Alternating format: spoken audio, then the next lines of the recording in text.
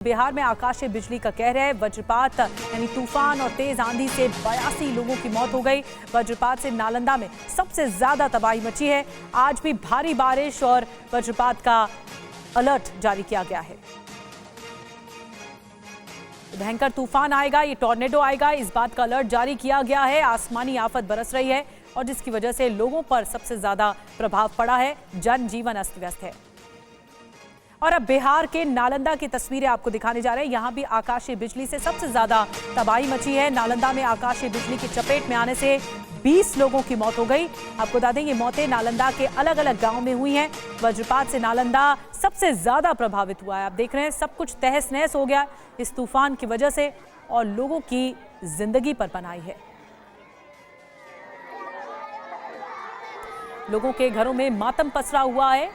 अचानक से हुई इस तरह से मौतों पर लोग सहन नहीं कर पाए अपने परिवारजनों का जाना और इस तरह मातम पसरा हुआ है। आकाशीय बिजली की वजह से, वज्रपात की वजह से भयंकर तबाही मची है बिहार में।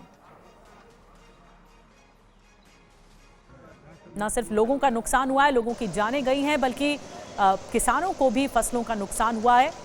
इस अचानक वज्रपात जो आया और आकाशीय बिजली की वजह से भारी नुकसान की आशंका जताई जा रही है।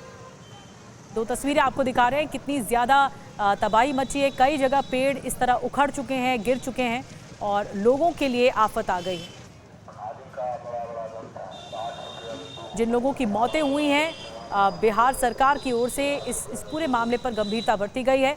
नालंदा में सबसे ज़्यादा लोग प्रभावित हुए हैं। यहाँ पर जीवन प्रभावित हुआ है लोगों का और जिंदगियाँ गई हैं। और बिहार में आकाशीय बिजली गिरने से तबाही जो मची, जेडीयू सांसद कौशलेंद्र कुमार की जो उन्होंने कहा, आपको सुनवाते हैं। 3 को हुआ है मौत, वहाँ बागमत बिहार में इस्लामपुर में पड़ता है। गिरियक में दुर्गापुर में एक बच्चे का हो गया है मौत। बगल में भी सुनपुर गांव है, वहाँ भी एक महिला का मौत हो गया है। रहुई ब्लॉक में भी हो गया है 2 आदमी का मौत।